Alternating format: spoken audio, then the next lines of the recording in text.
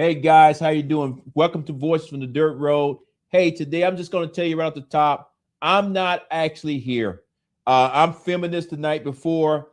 Currently, I'm actually out of town at a family reunion, get an opportunity to spend time with some family. And I think everybody should take some time and spend some time with your family, see friends. But I also want to make sure that we actually get a good product out to you. And what I mean by a good product, earlier this week, I actually did I guess you would call it a town hall or something, but we talked about data centers. And I want to make sure that this morning that I can show that whole entire video to you. But before we get there, let me talk about what this show is all about here, Voice of Dirt Road.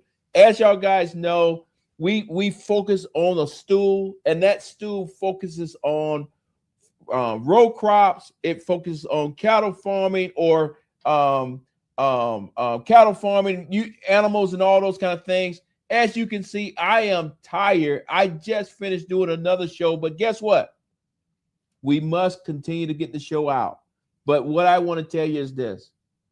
Today, when you look at this video we did just yesterday that's talking about data centers, I want the farmers to think about this. Think about if they put a data center right beside your farm, and now you competing against the data center for water versus you trying to put water on your row crops, or you trying to water your cattle or whatever you have. Who, if it's a drought, who actually has the rights? So one of the things that I just want to put out to you, everything that's actually happening with these data centers will affect us as farmers across the board. Doesn't make any difference which part of that stool that you are in. And oh, by the way, I think somewhere in that farm bill that they're trying to get pushed through the Senate right now, they might need to go back and address data centers, because I think when the new farm bill finally comes out, data center is going to become a major issue, and going to need some guide rails to help us actually get our stuff together. So with that, don't want to hold you too long. This video today is going to be an hour long. You don't have to watch the whole thing, but I think you're going to get some very good information out of it. So again, thank you for all your support. Have a great weekend. I'm going to be out of town, but at the end of the day, I'm so excited after spending all these years in the military to be able to go to a family reunion and just hang out with family and friends. So guys, with that, have a good one. A data center houses rows of computers and equipment for storing, processing, and transmitting data. The data center market is experiencing unprecedented growth. There are more than 150 of them in Metro Atlanta, and more are coming online. Contract agreement could double the revenue the utility system hands over to the city. This is a game changer. The technology that helps power our modern world, but it takes a lot of resources to get it done. Water is a finite resource. They are hugely resource intensive. Constant protests over energy and water use. Right now, Georgia exempts data center equipment from state sales tax. Concern is dealing with the impact on our residents as it relates to the utilities. Does that cost get passed on to our residents? My main concern is the environment.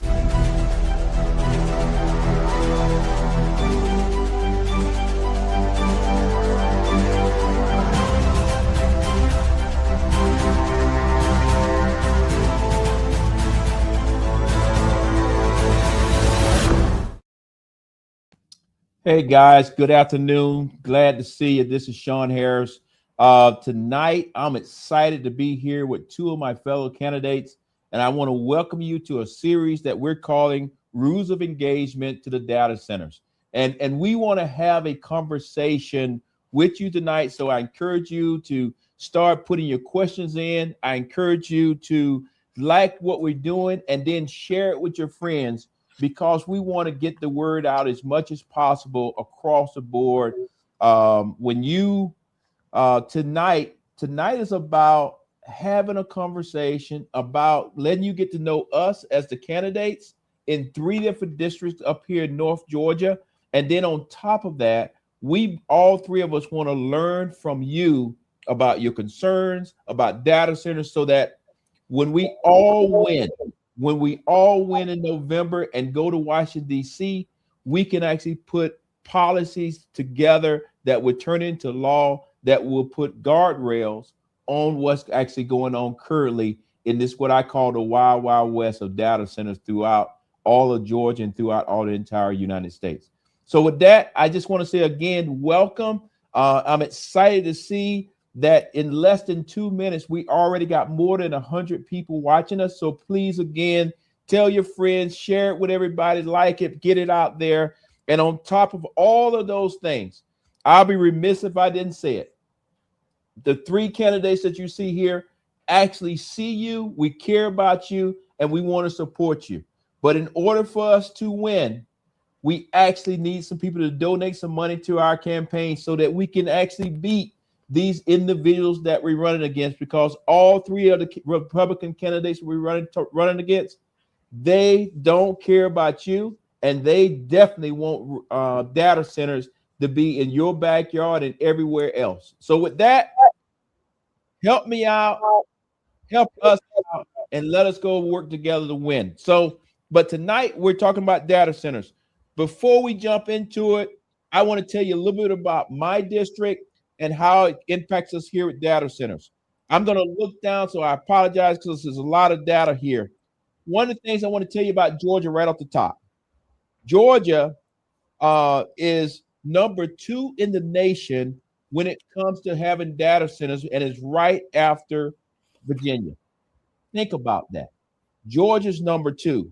In addition to that, is actually number 4 nationwide. But the reason why it's number 4 is because it has a 141 planned data centers that are actually being planned to go into effect here in Georgia. And many of those data centers are still in the process of being built or planned out or still being debated, but there's 141 of them. What you actually see happening here in Georgia right now is, if you're in Atlanta, you know it's already a lot of data centers there, from Google to whatever, whoever. However, they're running out of space. And now a shift is actually went into place, and that shift is moving out to the rural community. And that's why you have all 3 of us talking to you tonight, because all 3 of us actually, we all want to represent rural Northwest Georgia or North Georgia. And with that being said, the reason why they're moving out is a couple of reasons. One is because we actually have the land out here. We actually have the resources out here, and we have the ability for them to get to the grid in a faster way. So with all of those things being said right now, is this: a shift is happening where it's moving out of Atlanta and is moving into every county throughout the great state of Georgia, but specifically up here in Northwest Georgia or North Georgia. I apologize for saying Northwest Georgia, because that's my part of Georgia, and I say it a million times every day. But again, tonight is just, we're just talking about North Georgia. Now, let me tell you a couple of things specifically about my district, Georgia 14. Georgia 14, we currently have 7 data centers in our district that's in the pipeline. In addition to that, those data centers right now in Floyd County, Whitfield County, and Paulding County. Just last night, I was in Paulding County at a data center event. Hopefully some of those people are online tonight. I went there to listen, keyword to listen, and get a better understanding of what's going on. So I look forward that if some of those people online today, to look forward to addressing some of their questions. And then in closing, I think most of y'all guys know I live right here in Polk County, right here in Rockmart, Georgia. And just so happened here in Rockmart, Georgia, we don't actually have any data centers because Polk County made the decision to go with a data center process that it says, unless you, Chapter 33, if you don't want to pay for everything for yourself and put systems in place, then guess what? You're not going to build one here in Polk County. So a good shout out to Polk County. But I got a funny feeling somebody's going to say, you know what, we'll pay for everything. We still want to put a data center here in Polk County. But with that being said, I want to stop there, because tonight is not about me. It's about letting you know who we are and getting to your questions. So with that, let me actually pass it on to my colleague, Chris. You have the floor. Hey, thanks, Sean. Thanks for having me. And Mara, thanks for allowing me to join with you guys. I just wanted to take a moment to tell you a little bit about me, since some of you might be meeting me for the first time. I actually grew up in a trailer park in Sean's district up there in Rossville, Georgia. And now I'm an attorney, and my wife and I, we have put down our roots here in Woodstock. We have a law firm, and we also have 5-year-old triplets. Let me say that again. I don't think people heard that. Triplets that are 5 years old. So when you want to talk about affordability and grocery prices, we are living that. But yeah, we're down here in Woodstock. We're running for CD11, which that includes Gordon County, Pickens County, Bartow County, parts of Cobb, which is mainly Marietta and Kennesaw, and Cherokee County, which is Woodstock and Canton. Ours is all of our counties handle it a little different. These data centers. Looks like we have 4 that are planned, 3 that are in Bartow, and 1 in Marietta. And I will get to those counties here in just a second. But it looks like Pickens and or Gordon and Cherokee and Pickens, they don't have any plan, and they don't really have any regulations yet. But it looks like they're open to the idea of data centers. Gordon does not have any planned, but they are currently under a 6-month moratorium where they're going to draft some new regulations before those come in. And if you're in Gordon County, Calhoun, looks like July 13th, if you want to go to Gordon County Administration Building, they're going to be holding a public hearing on some of those regulations. As far as Cobb County just had a city council meeting where they rezoned commercial zoning and turned it into light industry so that they can be more accommodating to data centers. The city is saying that there's none planned yet, but it looks like that there was a company, M Acquisitions, on behalf of Grindcap, who asked for the rezoning. And Grindcap currently has 5 data centers projects planned throughout Atlanta. Now, this is where my district takes a little turn, which is when you get to Bartow. Bartow seems to be, if y'all don't want them, we'll take them. So they are excited about having data centers. So it's all over the place here in CD11. But I think the gist of it is everybody wants to make sure that if they're coming, that they're safe, and that we're not going to have to pay for them. And I guess with that, I will kick it over there to Mara Keller. Well, thank you very, very much. So I'm Mara Keller. I'm running for Congress in Georgia's 3rd Congressional District. And I am a retired Army. I did 26 years and then became a nuclear medicine technologist and, worked at the VA. And that was the decision that catapulted me to run for Congress. I've lived here in Georgia for 30 years, the longest I've ever lived anywhere. So I consider myself a Georgian with just a little bit of a northern accent. Now in my district, I've got 15 counties. And a lot of it is rural. I go, Sean's area was so kind to give me one of your counties. So I have Haralson all the ways down to a little bit of Muskogee. And then, we go all the ways to the right, which would be Upson, Pike, Meriwether, Spalding, Coweta, and Fayette. So out of my district, I think I win with the data center, and we have right now that is either in the works, planned, projected, is 31. And, when I ran in 24, this was not an issue. This was not when you're talking to people of the district, not one person said or talked about the data centers. But in January of 25, that is when it became an issue. And Coweta was the one about Project Sail. Project Sail, we're talking about 832 acres. And which is going to be like 2 times the size of Mall of Georgia. And where I live in Fayette, we have the QTS, and that pretty much was one of the big starts of it. Now they're on about 615 acres. But when we talk data center, we're not just talking about one building. And if anybody has seen the QTS building here, we're talking about 15 of those, which are huge. So the rural areas, like they were saying, is like the farmland is cheap. It already has access to power lines, water supply. And, you know, from my standpoint and in talking to the people, you know, we've been going to so many zoning meetings, commission meetings, city council meetings, and we're trying to have them listen to us. And it's interesting how we can walk away feeling defeated, but hopefully in tonight's discussion, we'll be able to let people know what we can do from a federal level, but also what people can do in their communities. So if we have to have a data center, we're going to have a good steward that is brought into our community. So I'm going to then now turn this back to you, Sean.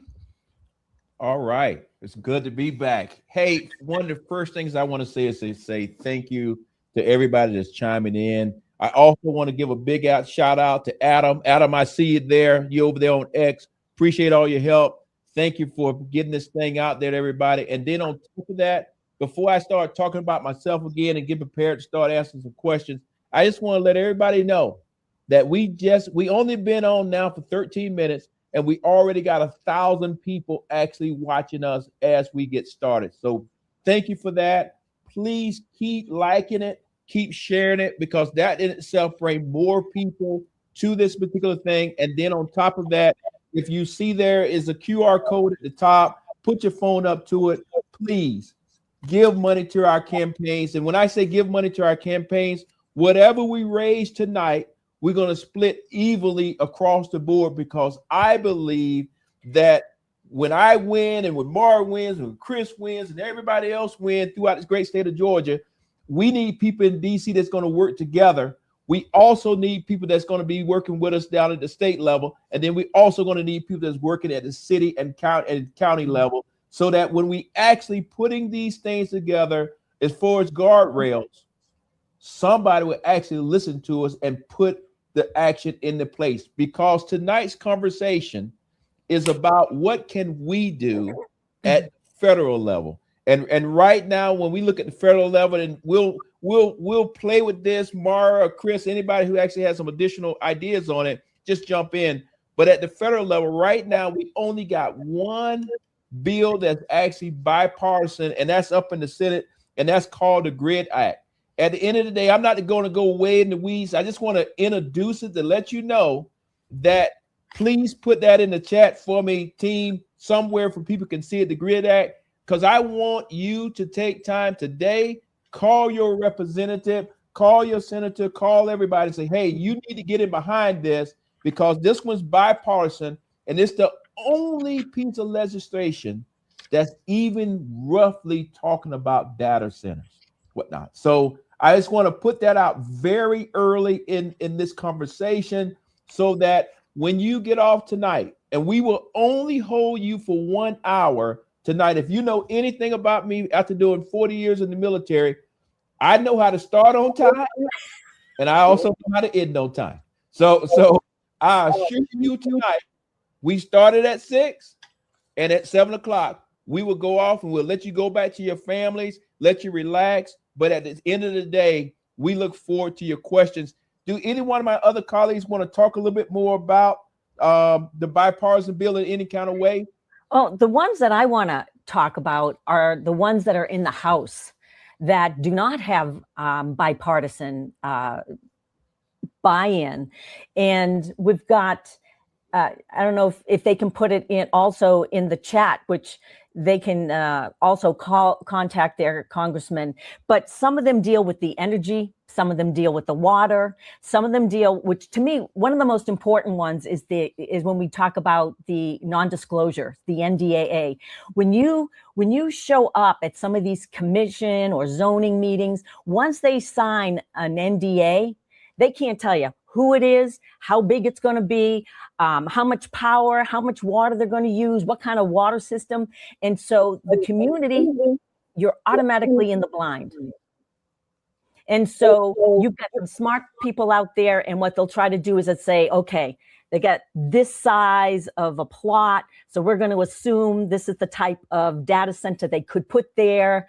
And, you know, they all try to figure what it would be. But we've got one of these things is you got to be able to tell the people, if you're going to come into my community, we need to know who you are, what this is all about, so the people understand and they're not left in the dark. Excellent. 100%.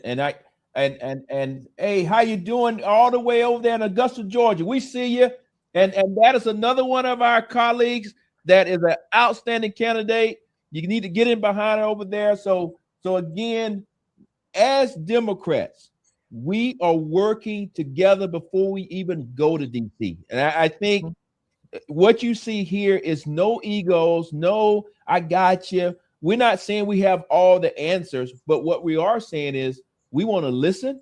We want to get your questions, and we want to make sure that we put pen to paper before we even go to DC. So when we get to DC on the first day, raise our hand, we can actually start working that same day. We won't be up there like some other people been up there for 70 days and they just decided to write one letter.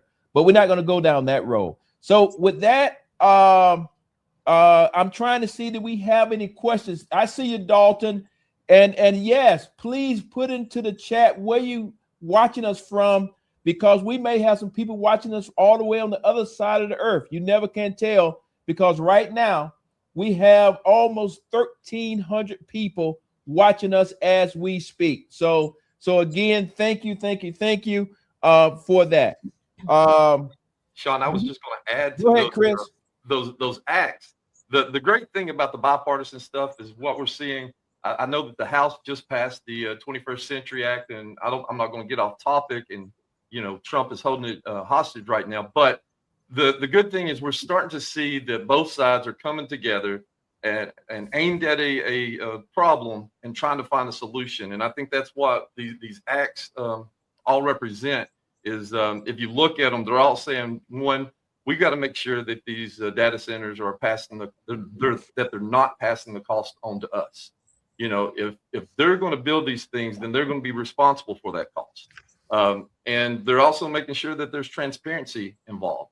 All of these things, they all have different things, but all of them are directed at those issues. And it's good to see that we're starting to work together on these things and come up with solutions to these problems that we're seeing. Go ahead.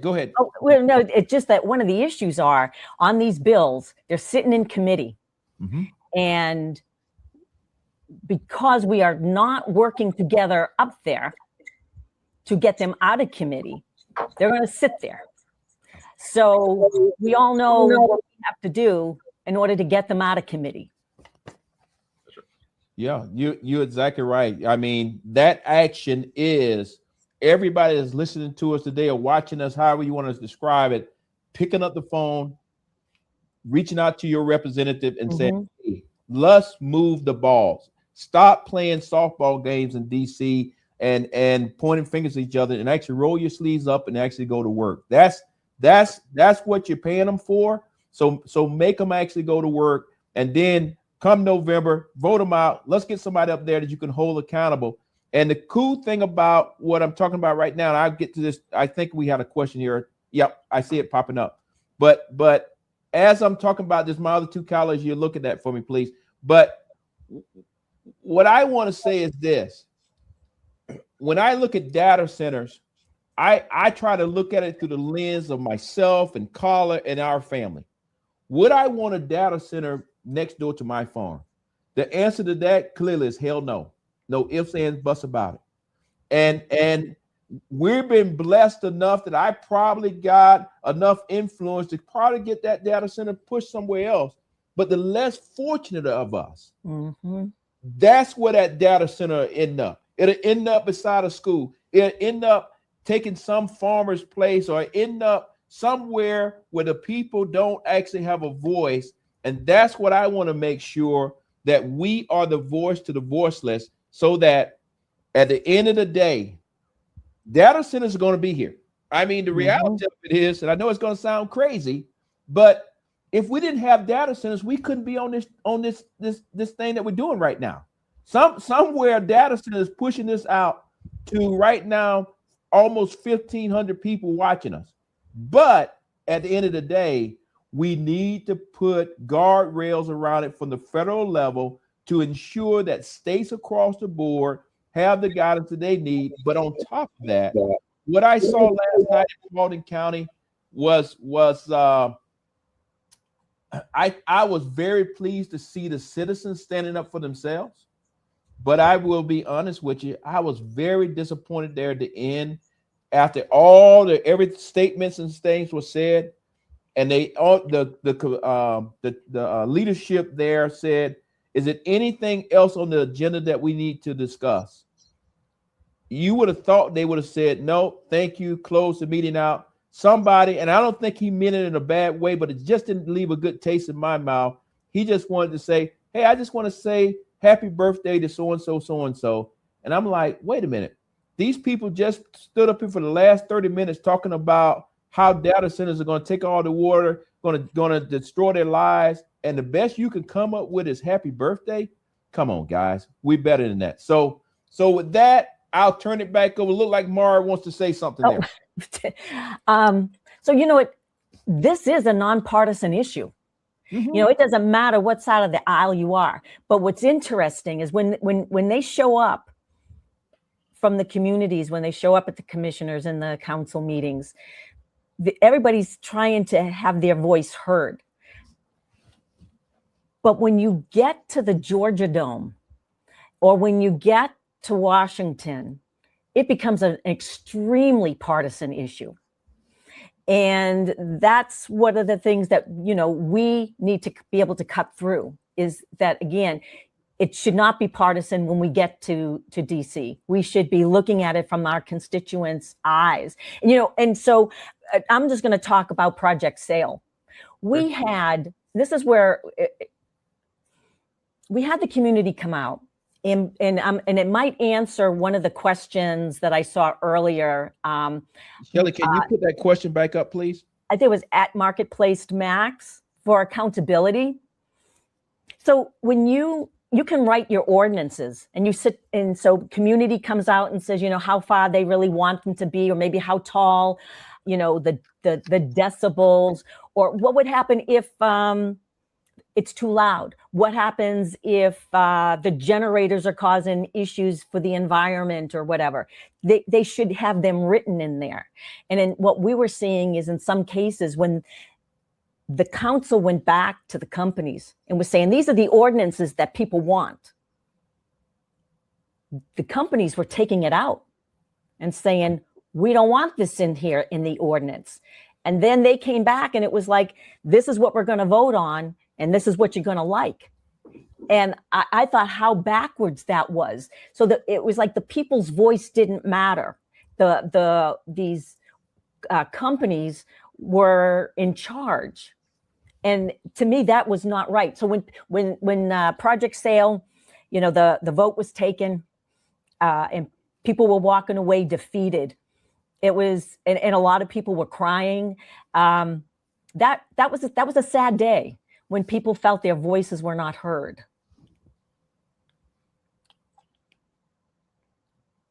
Chris, you got anything you want to say about that? I guess you're on mute, Chris. There we go. Okay. I'm hearing the same thing. You know, people are upset, people are frustrated, and they're scared. You know, these things are going to affect the environment. It's going to affect people's health. It's going to affect their bottom line and affordability, and not having to say. I know that's one of the big things, like in Cobb, that happened is, you know, they approved that rezoning without asking anybody in the community. And then when the community comes in there, you know, upset, they're like, oh no, we got nothing planned. Well, you do. We know that you do, right? We know it's coming. And that's the frustrating part that everybody's saying is, you know, this is going to affect us. I mean, how would you like it, Sean, if I moved into your, you know, became your neighbor, hooked up to your water, started using your cable, and let you pay for all of that, and every now and then I mess up one of your fields. Is that all right? That wouldn't work out too well. Right. And so I mean, that's what people are worried about. And they've got right to worry about that, especially the drinking water. We're already seeing that with other issues like the forever chemicals. So, everybody's frustrated. And I think there's some compromise to be made, but it can't just be, the corporations dictating everything. Yeah. I'm sorry, Sean. Yeah. Let me just say one thing, because I think it's important. I think it was already said, but I'll just say it again, is this issue that we're talking about here.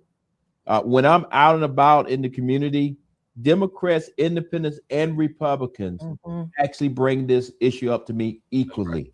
One of the things that kind of blew me away a couple of days ago, again, I was in the Paulding area, and I actually heard where Republicans were saying, hey, because Democrats put a question on the ballot last about data centers. We actually put that on the ballot, but it did not go on the Republican ballot. And the Republicans saying, why didn't I get that question? I think across the board, regardless of what T-shirt you think you wear, everybody's concerned about this across the board. And I think across the board, people in our districts are looking for somebody that's going to stand up, fight for them, and at the end of the day say, hey, we got to do something, because right now it's great to go out and protest. Yes, let's go protest. But it also got to be some people. That's why I like rolling my sleeves up. It actually got to be some people going to roll their sleeves up and put pen to paper and say, okay, this is the policy that we're trying to get pushed through. And then on top of that, develop relationships.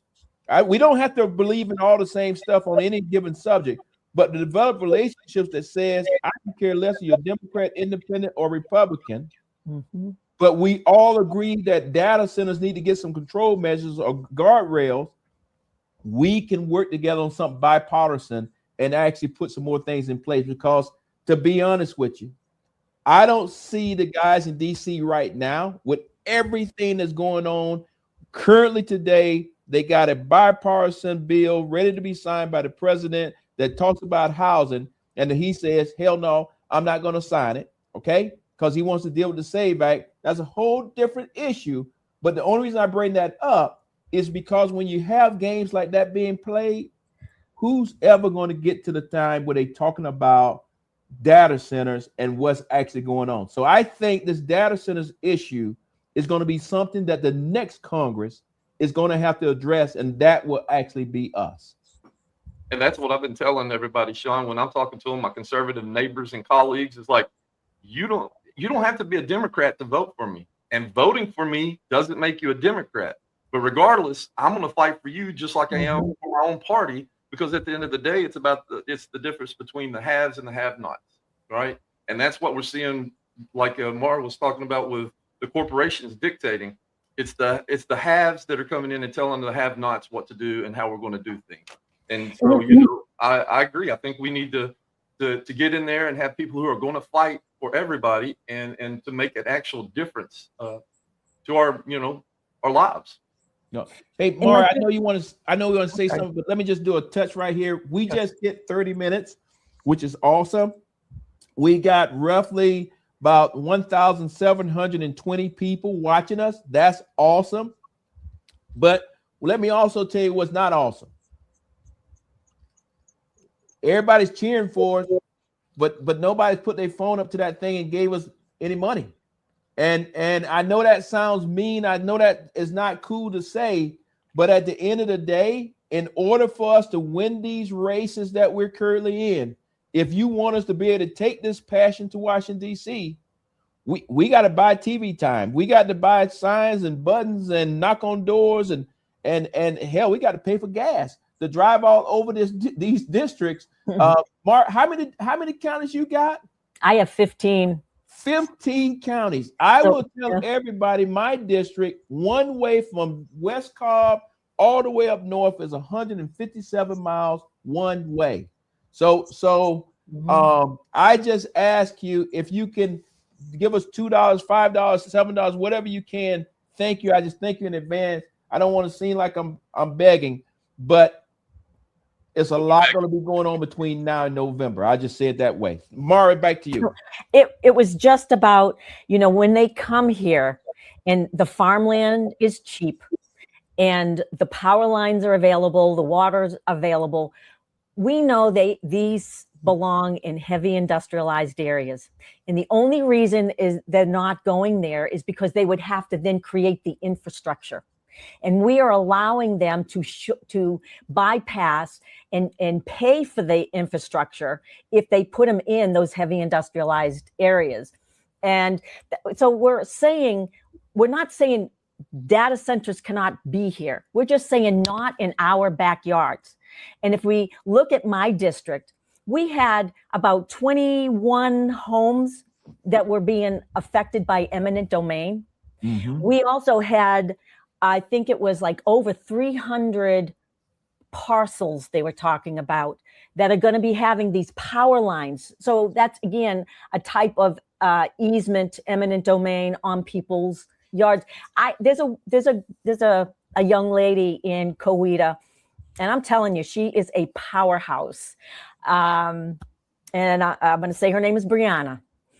And she's got, I think she said she has 20 acres of farmland, and she has cattle, and they're going to put these power lines smack down all her 20 acres. What in the heck? Mm-hmm. And you've now affected her life. You've affected her value of her home, the value of her land. And when we talk about eminent domain, when people now, we want your house, we want your whole thing, that we're going to kick you out. Where are they going? There's a lot of generational farms, there's generational homes. Some of these homes are paid. Their children are in, the schools. Where are they going? We already have a housing shortage here in my counties. So are they going to take up their whole families and now move someplace else? If they worked in the community, do they have to now live someplace else? I mean, what we've put on these people is, it's not right. Yeah, 100%. I saw over here and I know people see me looking over off to the side because I'm trying to read some of the comments and all those kind of things. And I'm not a professional at this. I'm just a guy that raised cattle for a living.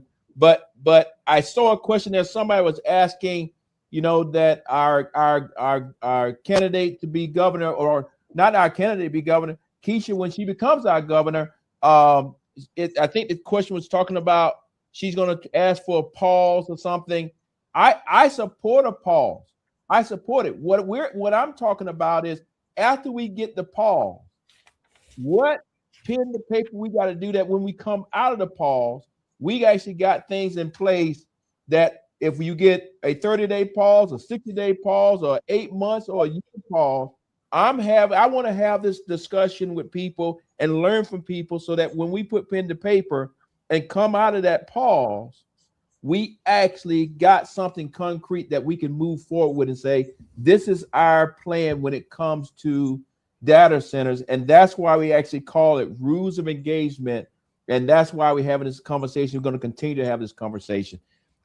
Shelly, is it any more questions out there? And I'll let somebody else touch on it, but I just want to let people know that it won't be long. It will not be long. Please keep that up on the screen. It won't be long, and we'll have more than 2,000 people watching us. That is awesome, awesome, awesome. If you can put in the chat, if you from, I saw somebody said they from my hometown, Early County.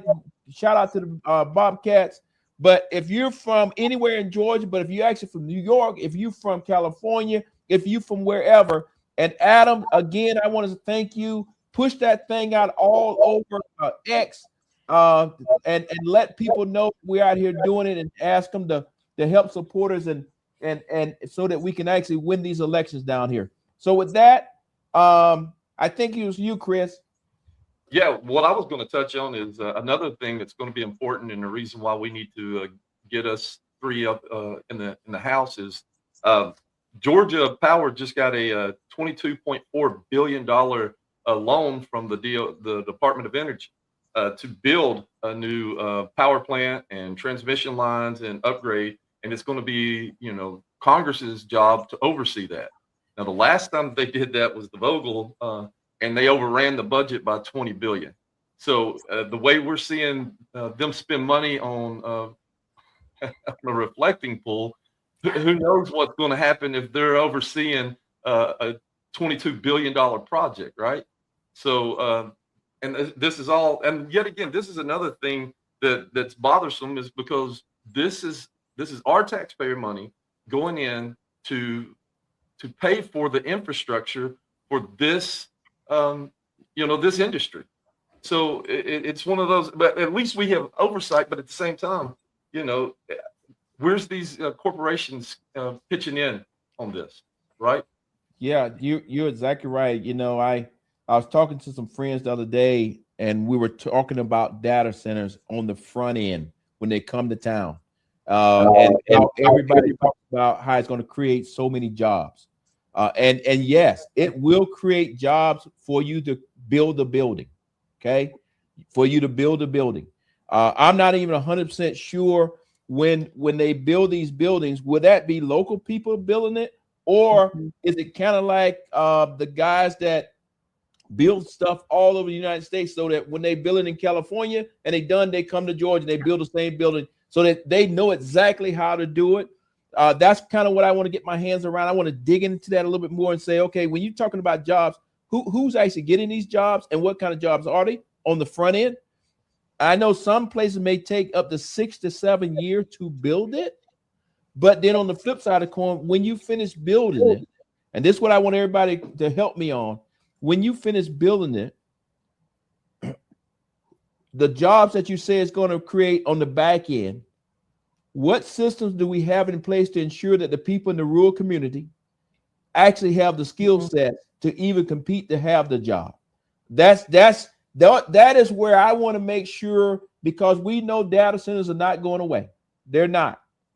But I want to make sure if they do come to our rural communities or anywhere in the state, but if they come to our rural communities, I want to make sure that we put systems in place that local people still can actually get a job there and get a livable wage. Because in my district, most people get up in the morning and they drive to Atlanta or they drive somewhere else to actually make their money. And I want to do everything I possibly can to ensure that they can just get up, drive 5 miles, go to work, and then have a livable wage and can go out and buy a house. So I just kind of want to put that out there. We got another question here. Hey, Sean, can I answer a couple of things that you said? So here's the thing. Once you are right, at least I can talk to some of my areas. People from out of state are coming in to build these. They may hire some local, but again, these are all temporary jobs, number one. At the back end, you're looking at maybe 30 or so people. You've got some security guards that'll be there. You have some people that might be, plumbers, electricians, but a lot of them, they travel around to the other data centers that are here in the area. Let me see, what was it? I know what it was. So earlier when I had mentioned about when we talk about data centers, it could be 8 buildings, it could be 15 buildings. 50 to 70% of them do not get built. If they say they're going to build 10, they don't build 10. And, and we're looking at a 5, in some cases 8 or 10 year build. So then what happens? You didn't build it. So now what happens to the rest of that land? And on top of that, because the industry is constantly changing. Remember, we had the big computers, and now we've got them. We can put them in the palm of our hands. For the data centers that they're building, they could be done in two years. So now what happens? We need to make sure that there's some kind of decommissioning plan for those data centers that will be paid for by those companies and corporations. Because what are you going to do with this huge piece of whatever in the end? And the last piece is, when I talk to some of the builders, when I travel around and they're saying, we're going to pop up another one. And I asked the developers, who is coming in? They cannot tell me. They say, well, we work with this company and we work with that company. And I'll always say, so right now there are no tenants. The bottom line is you will build it and they will come. That is the philosophy of that whole entire industry right now. Excellent. Chris, I want to make sure that you get some time to talk, because Chris, you may be the smartest cat on the whole call. I'm in the leadership business. I just know how to get things done. But you are that guy behind the scenes that every day you're out there in the law. So, I want to make sure that we get you some time here because we're sitting at 42 minutes. We roughly got 2,000 people watching. So again, thank you for that. But Chris, you have the floor. Yeah, I was going to touch on this question about the NDAs. I think it's absurd that that's even a thing. I mean, it seems like if you take an oath as an elected official, that's just a clear violation of that oath. If you're signing these NDAs, I mean, you're supposed to be for the best interest of your community, of your constituents. And if you're signing NDAs, now you're putting that corporation's interest above your constituents. It should absolutely be banned. And looking at the four acts that are kind of in committees right now, it looks like a lot of them are addressing that, and I would absolutely support that because there's in some situations we don't even know who the people are that are building it. We might know the builder, but we don't know who the person is, that the investor and the investment company. And I think those are things that are important. We may not know how much this stuff's going to cost. We don't know how it's going to. I mean, all the things that we need to know. If they sign those things, we're not going to be able to know it. So, I would absolutely agree with banning the NDAs. Excellent. Mara, I'm trying to type and everything else. So please go ahead. Let me get this one text out to somebody real quick. Well, I was going to ask, Chris, so there was a question that was asked me when I was on a data center panel, and the person said, what about our health because of the data centers? And, mental health, they've shown because of the sound and things like that can affect them. They were saying, just the water, the environment. And they said, what could we do? And so somebody said a class action lawsuit is what they would have to do. And all I could think about is, so in order for them to do that, they would have to have like a baseline of their health. And when they were saying that, it was, well, we have so many people that can no longer afford their health care, so they can't go necessarily to see the doctor. If they have well water, they need to be able to go afford to have a test done. But these companies, if you do a class action lawsuit, they will litigate you all day long. Mm-hmm. How long will that be? That's right. And all of this stuff is connected too, right? So you're touching on, again, we just had millions of people lose their health care. So how are they going to get treated if these things do cause health issues, which we know that they're probably going to do? And we've already seen what's going on in up in Sean's area with the forever chemicals, where Georgia's like, well, you can't sue the companies that are doing it, right? So they're changing how personal injury and things like that are affecting, and they're messing with tort reform so they can get away with these kind of things. That's more on the state level, but it's still something. So now you don't have health care to go and get treated, and you don't have any remedy or action, because now the state has said, no, it's not an action. You can't sue the company for giving you this condition, right? So there's a lot that's going on here that is that, they're going to need us to get in there and fight to get these things changed so they can have some type of remedy. I mean, at the very least, let's get them some health care. If we're not going to let them sue to pay for it, right? Yeah, and in Congress, that's what we would need. We would need to have some kind of committee, a health committee, whether it be in the Health and Human Services, to be able to start tracking these people. Because Sean, think about what came to mind was our military folks. Remember, when we get deployed, you're healthy when you go. When you come back, you may have some issues, but you may not have issues for 5 or 10 years down the line. Maybe 15. And then our government will deny and say, well, your deployment did not cause that. Agent Orange did not cause that. Burn pits did not cause that. I'm afraid people that are getting could be affected by the data centers. How long will it be before our government or these corporations will say, yes, indeed, the data centers, whatever, caused your issue? Yeah. I would tell you, you know, as I think about data centers, I was out on the farm today, and one of the things that hit me was trying to think or look through the lens of a farmer. And you know, I'm in the cattle business, but my family also do row crops like everybody else here in Georgia, peanuts, soybeans, cotton, you name it. And many farmers actually irrigate their crops. So you see where you're going down the road and there's a system that's spraying water out. My concern is if I don't have any guidelines out there or guide rails out there, then if we get into a drought that we was just in the other day, we went from having a drought to having too much rain. But if we get into a drought, who has the priority on the water? Is it the data centers or is it the farmers?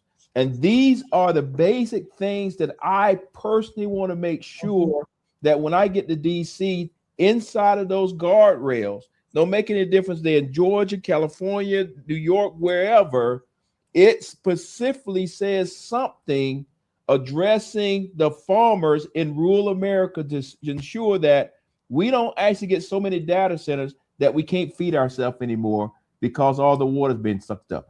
I don't know that for a fact or not, but just as Sean, the everyday person, because if I don't have water on this farm, I can't raise cattle. And if somebody's in the row crop business, if you can't have water on your peanuts, soybeans, and all those things, then you can't produce a crop. So I think as leaders that are headed to DC, these are the type things that we need to put into something at a very strategic level, that when it comes down to the state, they can say, okay, this makes sense. And how do we put a little bit more meat on the bone? I see that we still got questions coming in. Please share them with us. Right now, we got more than 2,000 people watching us. I want to also encourage you again to donate to us if you can. And then on top of that, any question that we don't get to tonight, when we come back, probably in about 3-4 weeks, we'll get that put out there to everybody. But when we come back, we will then make sure that the questions that you had for us, we'll address them right off the top, so that if we missed it, because I want to make sure that we respect your time tonight.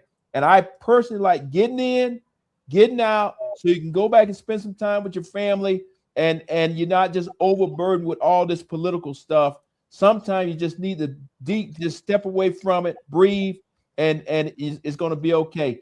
Shelly, can you put that question up one more time? I was talking, I didn't get a chance to actually look at it.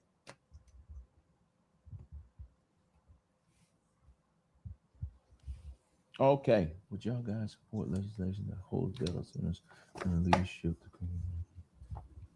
This is a very good question. This is one of those type questions that I would tell you as a leader, I don't know enough right now to be able to say yes or no. And when I'm not trying to play Sean the politician, because I want you to hold me accountable. But as a leader that spent 40 years in the military, I know before I can get to an answer on something, I need information.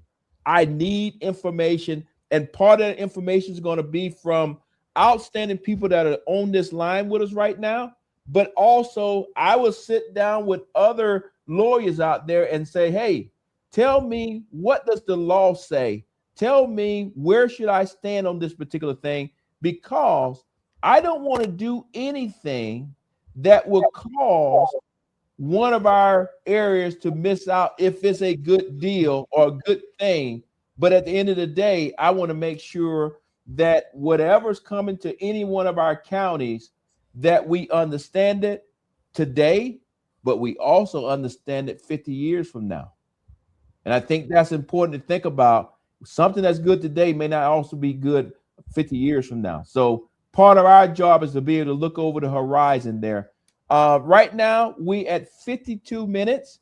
We got well over 2,000 people watching us, and all kind of questions coming in. As we now start saying, hey, it's time to kind of ease out of here, not saying we're going to jump off right now, but I want to, and somebody says, I appreciate it, Okay, thank you. Y'all guys know me. You ask me a question, I'm not going to dodge you. I'm going to answer the question. But I want to make sure as we closing out here that I give my colleagues, outstanding colleagues.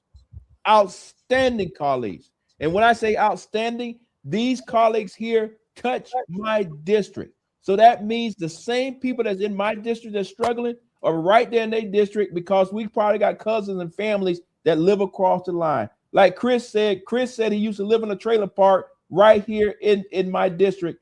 And I know there's people on this thing that's following me from Blakely, Georgia, Early County, saying, wait a minute, Sean Harris is up there up north, but he still cares about it down there. So with that, Marv, you have the show.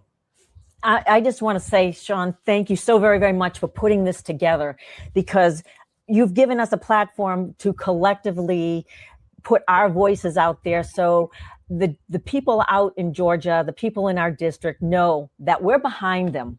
You know, I like many of you, show up at all those meetings. And that's one of the things. These are not sexy, interesting meetings. You know, you work a hard day. And who says when they come home, I can't wait to go to that zoning meeting tonight. And oh, by the way, tomorrow, I can't wait to go to that city council and commissioner meeting, and then sit there for another 2 hours when you could be spending time with the family. But that is where the rubber meets the road in a lot of cases. And for a lot of people that are, you know, asking questions, this is where the community comes together. And this is where you kind of parcel it out and say, hey, there's 5 of us.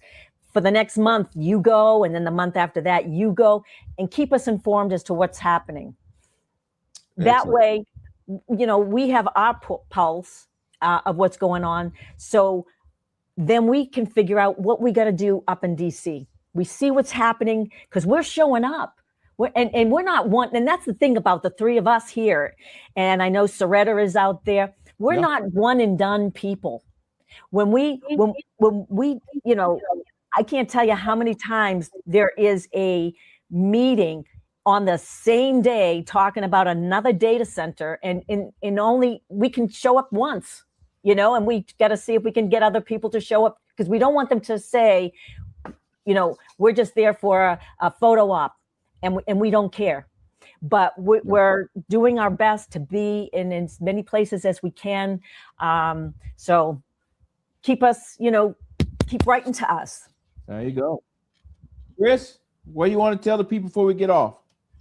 Thanks, Sean. Well, thanks for having me, Bud. And Ms. Keller, thank you for allowing me to join as well. I look forward to doing this in the future. You know, I wanted to touch on that. There was that question about criminal and civil liability. You know, I don't do criminal law because, you know, well, one, when it was a misdemeanor, anytime that there is the penalty is a fine, it only affects poor people. So when you give these corporations the opportunity to do a cost benefit analysis as to, will we just pay the pay the fine, pay the penalty, as opposed to just stopping the thing? And then the other side of that is we're going to need a different DOJ or in the office to actually hold them accountable, because right now they're going after political opponents and not, you know, keeping anybody accountable. And that's kind of why I've got into this thing. You know, I am a kid from a trailer park who made good. I'm a defense attorney. You know, I believe that, you know, the American dream, the opportunities that came is how I got here. And I'm worried that those dreams and those opportunities are not going to be there for future generations. You know, my kids are just now starting their public school education journey. And I'm worried, you know, they're cutting the Department of Education, and they're starting to cut back on, you know, just go away with public education altogether. And I wouldn't be here without public education. And so, I'm fighting to keep that American dream alive for future generations. And, I think, Sean, you touched on it so many times. We will go in there and we're all three going to fight. We're definitely going to need your help. You have the money, you can afford it. I know we're sitting here saying times are tight. Give us some money, but times are tight. And the reason is because you don't have people like us in the office yet. And we need to get there so we can fight for you. But there's other ways that you can help out. If you're local, we all need volunteers to help us canvas and, phone bank, all kinds of stuff. You can go to my website, electharden.com, and sign up to see how you can help my campaign. I'm sure the others have their website that they can plug as well. But, it's not just the slogan. It's really the truth. We want you to join us, and let's do something different together. Hey, thanks, Chris. Thanks, Mara. Colin and I, we had 5 sons. 5 sons. Okay, we're blessed. But Chris, you my hero, man. The first time I met you and you talked about the trailer park. Okay, great. A lot of people grew up in the trailer park. But tell the audience one more time before we hop off. How many kids you got?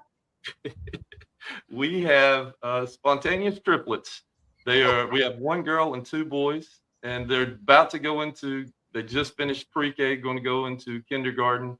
And right now they're in soccer, and it may not be the World Cup, but man, it was awesome to get to watch them Saturday. Now that we're in the campaign season, it's kind of tough to find a Saturday to go watch them, but I got to do it last week, and that was awesome. Guess what? Somewhere during this crazy campaign, all of us going to come to your district, and we're not going to knock on doors. We just going to a soccer game and just do what real people do. And I think people say, you know what? I like those guys. Hey, guys, we've been on now for 58 minutes. I want to tell everybody thank you, thank you, thank you. I want to tell everybody thank you for everything that the question that you asked us. I want to say thank you for taking the time out to listen to what we have to say.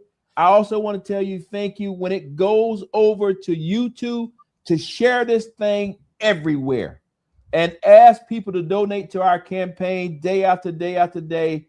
I just want to tell you, as far as when I sit up here in Northwest Georgia, I think we got some great things happening. We got some great candidates, and we need to make sure that we support everybody all the way from the top for John Ossoff all the way to whoever's running for dog collector in somebody's little small town. I don't care. I think we need to get all the right people in the right places. So as we close out, it's right now I see where it's 2,160 people that are following us. And there you go. I got an incredible team behind the scenes there. That's how you can actually donate to our thing. Take a picture of that, share that everywhere. And then on top of that, share that with the people out there on YouTube. We just hit 1 minute. And guys, because I respect your time, we respect you and love you. Thank you, thank you, thank you. Have a good one.